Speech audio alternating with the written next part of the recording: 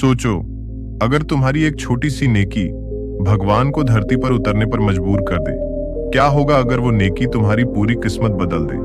रुक जाओ, ये कहानी तुम्हारे लिए है। नमस्कार दोस्तों, आप सुन रहे हैं हमारा चैनल, जहां हर कहानी दिल को छूती है और जिंदगी बदल देती है। आज की यह पौराणिक कथा इतनी पावरफुल है कि सुनते ही आपका मन कहेगा, नेकी कभी व्यर्थ नहीं जाती। तो तैयार हो जाइए, क्योंकि भगवान खुद परीक्षा लेने आए थे। बहुत समय पहले अयोध्या के पास एक छोटा सा गांव था। वहां रहता था मोहन, एक गरीब मेहनती युवक। न पैसा न ठाट बाट, बस एक बड़ा दिल। एक शाम जंगल से लकड़ियां काटकर लौट रहा था मोहन। रास्ते में एक बूढ़ा भिखारी कमजोर भूख से कांपता हुआ। उसने कराहते हुए कहा, बेटा 2 दिन से कुछ नहीं खाया, क्या एक टुकड़ा मिल सकता है?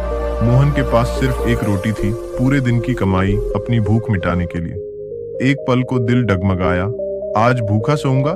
लेकिन अगले ही पल बिना सोचे पूरी रोटी थमा दी उस बूढ़े को। भिखारी ने खाया, मुस्कुराया और बोला, बेटा तुम्हारी ये नेकी भगवान जरूर देख रहे हैं। मोहन मुस्कुराकर घर चला गया, पर उसे क्या पता, वो भिखारी कोई साधारण इंसान नहीं था, वो खुद भगवान थे, इंसानों की परीक्षा लेने धरती पर उतरे हुए। उसी रात गांव में दिव्य प्रकाश फैल गया। मोहन के सामने वही बूढ़ा, अब दिव्य रूप में। मोहन घबराकर चरणों में गिर पड़ा। भगवान मुस्कुराए और बोले, मोहन तुम्हारे पास कुछ नहीं था, फिर भी आखिरी रोटी किसी भूखे को दे दी, यही है सच्ची नेकी। फिर आशीर्वाद दिया, आज से तुम्हारी गरीबी खत्म, तुम्हारी मेहनत कभी व्यर्थ नहीं जाएगी। अगले सुबह मोहन के खेत में सोने जैसी फसल लहलहा रही थी। धीरे धीरे वो गांव का सबसे अमीर और सम्मानित व्यक्ति बन गया। पर सबसे खास बात, मोहन ने कभी घमंड नहीं किया, नेकी और विनम्रता कभी नहीं छोड़ी। दोस्तों, इस कहानी से सीख मिलती है, नेकी कभी बेकार नहीं जाती।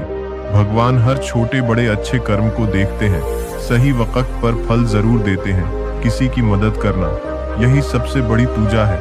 भगवान मंदिरों में नहीं, अच्छे कर्मों में बसते हैं। अगर आपको भी यकीन है कि अच्छे कर्म का फल मिलता है, तो अभी लाइक करो, सब्सक्राइब कर लो और बेल आइकॉन दबाओ, ताकि ऐसी ही लाइफ चेंजिंग कहानियां सबसे पहले तुम तक पहुंचे। कमेंट में लिखो, नेकी कभी व्यर्थ नहीं, और याद रखना, कभी मदद करने से मत हटो, क्योंकि नेकी ही तुम्हारी सबसे बड़ी ताकत है।